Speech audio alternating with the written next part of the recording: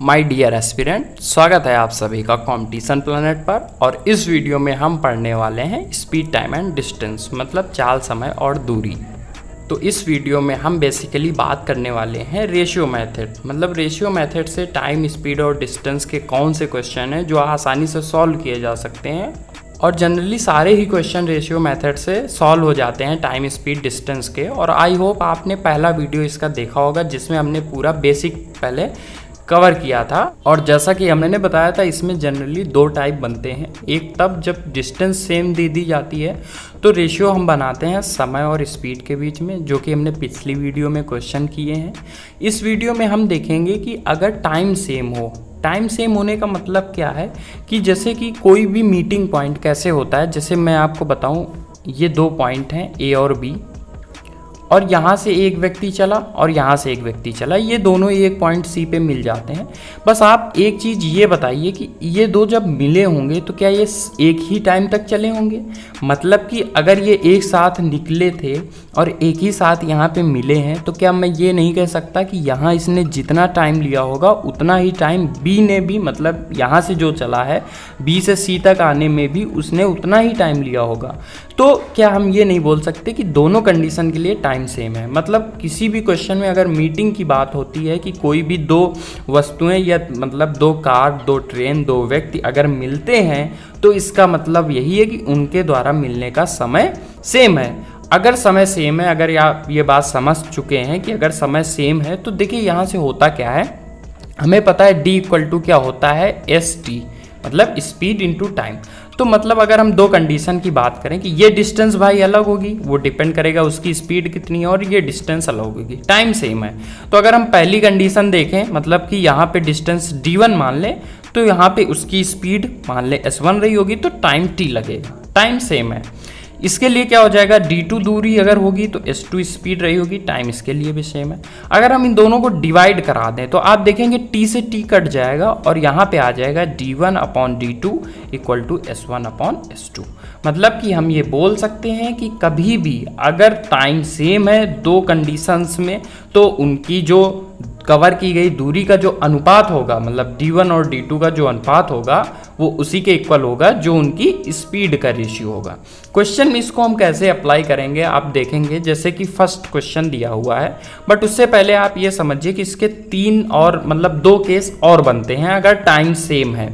इसके दो केस मैं आगे आपको क्वेश्चन में समझाता हूँ। पहले हम फर्स्ट क्वेश्चन करते हैं।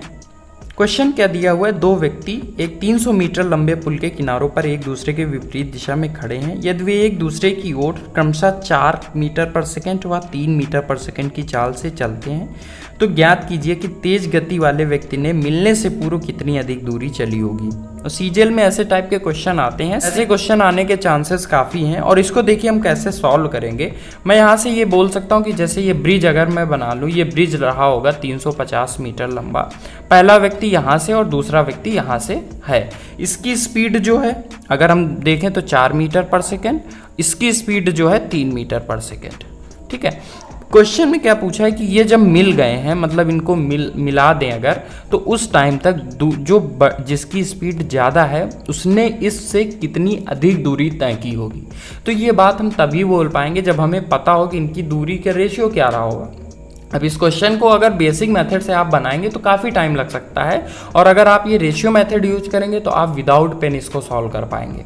अभी मैं आपको ऐसे समझाता हूँ कि जो देखिए टाइम यहाँ से, मतलब फर्स्ट पर्सन को यहाँ से यहाँ तक आने में लगेगा, सेम वही टी टाइम दूसरे पर्सन को यहाँ से यहाँ तक आने में लगेगा। अगर आप इस बात से एग्री करते हैं तो मैं यहाँ से ये बोल सकता हूँ कि जो उनकी D1 और D2 मतलब उनकी दूरियों का जो अनुपात होगा वो उनकी चाल के अनुपात के बराबर होगा। अब उनकी चाल क्या थी, 4 और 3, मतलब उनकी दूरी का अनुपात 4 और 3 ही रहा होगा। तो दोनों ने, अब देखें अगर मिलकर देखा जाए तो उन्होंने, इसने मान लो 4 दूरी तय की, इसने 3 दूरी तय की, तो मिल के 350 दूरी इन्होंने तय कर ली। यहाँ से अगर मिल के इनकी दूरी देखें तो वो कितना है 7, मतलब 7 की वैल्यू ही क्वेश्चन में कितनी है 350। पूछा है कि जिसकी चाल ज़्यादा है उसने कितनी अधिक दूरी तय की होगी। तो आप देखिए 4 जो है 3 से 1 ज़्यादा है, मतलब 7 की वैल्यू 350 है। Then you can say that the value of 1 is equal to 50 metre, मतलब कि जिसकी चाल ज़्यादा है उसने 50 मीटर कम चाल वाले से अधिक दूरी तय की होगी। इस हिसाब से ऑप्शन सी क्या हो जाएगा, सही। सेकेंड क्वेश्चन देखते हैं, बट इससे पहले आपको एक कॉन्सेप्ट समझना होगा। मैंने इसी का मतलब जब टाइम सेम होता है तो उससे कुछ और कंडीशंस बनती हैं कि जैसे कि अगर मैंने जो ग्राफ बनाया था कि जैसे यहाँ पे 2 पॉइंट हैं ए और बी, फर्स्ट पर्सन यहाँ से चला है और सेकेंड पर्सन यहाँ से चला है, मीटिंग पॉइंट इनका ये है, सी पॉइंट कुछ भी आप ले लें। तो आप देखिए कि यहाँ से यहाँ तक आने में इन दोनों को सेम समय लगा होगा, जितना इसको यहाँ तक लगा होगा उतना ही इसको यहाँ तक लगा होगा। लेकिन अगर क्वेश्चन में उसके आगे की बात की जा रही कि इसके बाद मिलने के बाद ए बी, मतलब ए जो है फर्स्ट पर्सन या इस पॉइंट से बी तक जाने में t1 टाइम लेता है, कुछ भी समय लेता है, और जो दूसरा पर्सन है वो इस मिलने के पॉइंट से ए तक आने में t2 टाइम लेता है। भाई मिलने के बाद ये जाएंगे तो है, हम अभी तक मिलने तक का देख रहे थे, बट मिलने के बाद ये अलग अलग समय पर पहुंचेंगे। अगर ऐसा क्वेश्चन में दिया जाता है तो इससे एक रिलेशन बनता है। आप चाहें तो मैं उसकी प्रूवेशन भी बता सकता हूं कि जो वहां पे अनुपात आता है उनकी चालों का v1 रेशियो v2 या s1 रेशियो s2 जो भी है, आप जो उनकी स्पीड का जो रेशियो आएगा वो हमेशा अंडर रूट में उनके जो समय होंगे उसी के अनुपात में आएगा। ये बस आपको ध्यान रखना है कि अपोजिट में, मतलब S1 स्पीड क्या होगी T2 टाइम जो दूसरे पर्सन ने लिया है वो पहले पर्सन के लिए स्पीड का रेशियो बनेगा, बट अंडर रूट में। यही रिजल्ट आता है। अगर आप ये चाहते हैं कि ये कैसे आया है तो आप इसको ऐसे समझिए। अब आप देखिए पहले इसने ये D1 दूरी तय की है और ये D2 दूरी है इसके द्वारा जो तय की गई है। अगर हम इनका अनुपात लें, देखिए इसका प्रूवेशन कैसे होगा। इनका अगर हम अनुपात लें तो देखिए क्या आएगा। पहला तरीका जो हमने पहले पढ़ा था कि अगर टाइम सेम है मिलने तक का तो जो उनकी दूरी का अनुपात होगा, भाई इसने जो दूरी तय की होगी, इसने यहाँ तक आने में जो दूरी तय की होगी वो उनकी चाल के डायरेक्ट रेशियो के इक्वल होगा। तो यहाँ से v1/v2 हम बोल सकते हैं, ठीक है, कोई प्रॉब्लम नहीं। बट इसको हम दूसरी तरीके से भी बोल सकते हैं। अगर हम इसके सेंस में देखें तो इसके बाद भाई पहले ये फर्स्ट पर्सन यहाँ से यहाँ तक आया होगा, बट मिलने के बाद तो सेकंड पर्सन आएगा ना, T2 टाइम लेकर उसने अपनी चाल V2 से ये दूरी तय की होगी। तो यहाँ पे हम क्या बोल सकते हैं कि यही रेशियो किसका होगा, T2 और V2 का। सेम इस दूरी के लिए पहले तो भाई D2 है जो कि क्या रेशियो है V2 चाल का, बट अगर हम पहले पर्सन से चलाएंगे तो वो T1 समय उसने लिया है और अपनी चाल से चलेगा, तो T1 और V1। अब देखिए अगर हम इतना केवल देखें, इसको अगर हम सॉल्व करेंगे तो हम पाएंगे कि देखिए v1 यहाँ से मल्टीप्लाई होगा तो ये v1 square into T1 equal to v2 square into T2। तो यहाँ से देखिए कि v1/v2 मतलब v1 square upon v2 square is equal to T2/T1। तो यहाँ से देखिए अगर हम स्क्वायर रूट ले लें तो then you can say that v1/v2 equal to मतलब अंडर रूट, क्योंकि हमने स्क्वायर लिया हुआ है, T2/T1। तो यही चीज़ हमने भी बोला था कि जो उनकी चाल का अनुपात होगा वो तो दूसरी चीज़ पर भी निर्भर करेगा, मतलब मिलने के बाद जो समय लेंगे अपोजिट, मतलब v1 के लिए T2 ये बदल जाता है तो वो उनके इक्वल होगा। दूसरा क्वेश्चन दिया क्या है, आप पढ़िए क्वेश्चन। 2 कार एक ही समय पर क्रमशः बिंदु A तथा B से एक दूसरे की ओर चलती हैं तथा मिलने के 9 घंटे व 4 घंटे बाद स्थान B व A पर पहुंच जाती हैं, तो दूसरी कार की चाल ज्ञात कीजिए।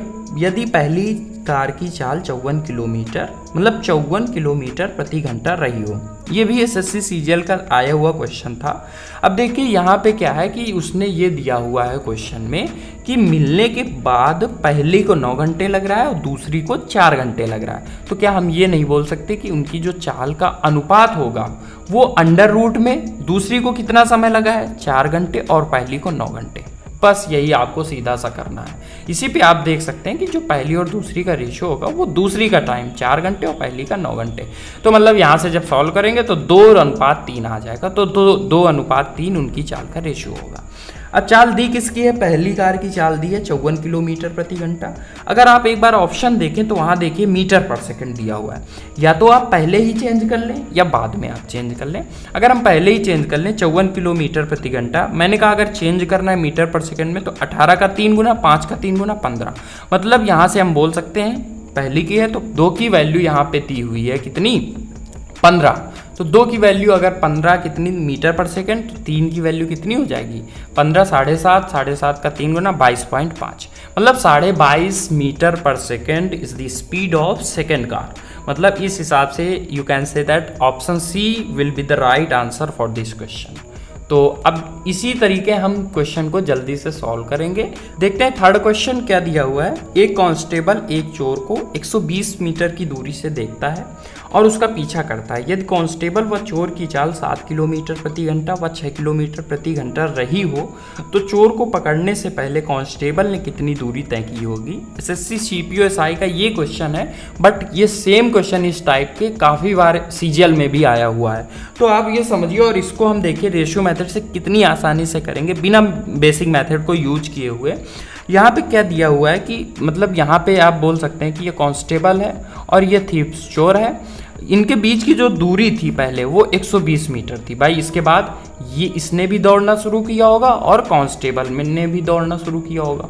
अब आप एक चीज़ क्या ये यहाँ पे बोल सकते हैं कि जितना टाइम इसको लगा है यहाँ से यहाँ तक आने में, उतना ही टाइम चोर को यहाँ से यहाँ तक आने में लगेगा। अगर आप इस बात से एग्री करते हैं कि इनके द्वारा लिया गया समय सेम है, तो फिर हम अपना फंडा यूज कर सकते हैं कि उनके द्वारा जो डिस्टेंस का रेशियो होगा, अब आप बोलिए वो किसके इक्वल होगा, उनकी चालों के रेशियो के अनुपात के बराबर होगा। अब यहाँ चाल का रेशियो 7 और 6 दिया हुआ था, मतलब 7/6, यही इनकी क्या डिस्टेंस का रेशियो हो जाएगा। अब आप अगर देखिए कि जो कांस्टेबल ने चोर से कितनी ज़्यादा दूरी तय की होगी, तो यहाँ से यहाँ दूरी का जो डिफरेंस है 120, भाई यही ज़्यादा दूरी तय करके उसने चोर को पकड़ा होगा। यहाँ पे रेशियो में देखें तो दूरी कितनी ज़्यादा तय की है, 1, वही 1 की वैल्यू 120 दी है। बट क्वेश्चन में पूछा है कि पकड़ने से पहले कांस्टेबल ने कितनी दूरी तय की होगी, तो कांस्टेबल ने दूरी तय कितनी की है 7। तो 1 की वैल्यू अगर 120 है तो 7 की वैल्यू कितनी हो जाएगी 840 मीटर। अब यहाँ पे आपसे ये भी पूछ सकता था कि चोर ने कितनी दूरी तय की होगी, तो आप 6 की वैल्यू निकाल लेते। तो अगर 840 मीटर, मतलब ऑप्शन डी क्या हो जाएगा सही।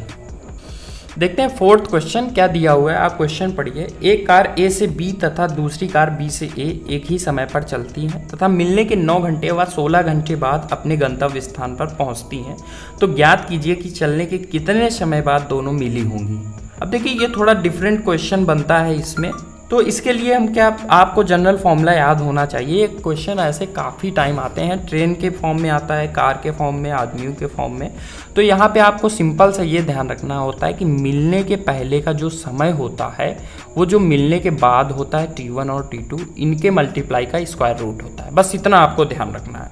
अगर ऐसा है तो हम डायरेक्ट बस यूज कर लेंगे इसको, 9 × 16, तो ये 16 144 which is the square of 12, मतलब 12 आवर में दिया हुआ था, तो 12 आवर क्या हो जाएगा, इनके मिलने से पहले का समय हो जाएगा, इतना इनको समय लगा होगा। ऑप्शन बी क्या हो जाएगा इसके लिए सही।